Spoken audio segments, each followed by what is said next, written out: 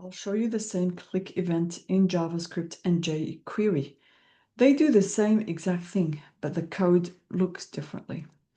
But first, let's have a look at the HTML file. So the HTML file is only got, it's very simple. It's got a button and a normal div. And this HTML code is linked to our jQuery external file that all sit in the same location. So let's start with looking at the jQuery code. So this is the jQuery version. When I click on the button, the text hides and shows. So if I click, it shows, then if I click again, it hides, and so on. So let's have a look at the code. So as you can see, that jQuery allows me or lets me select the button, listen for the click, and toggle the text, all happening in one line.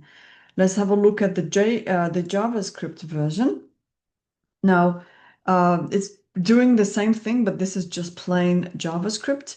So what we need to do is select the elements manually, add an event listener, check the current state, and then change the styles myself. So both versions work exactly the same, but so JavaScript just sort of gives you full control in the sense that you have to do things yourself, whereas the jQuery removes the boilerplate and does a lot of things behind the scenes for us. But that's why jQuery is still useful for quick interactions. Same results, less code. Thanks for watching.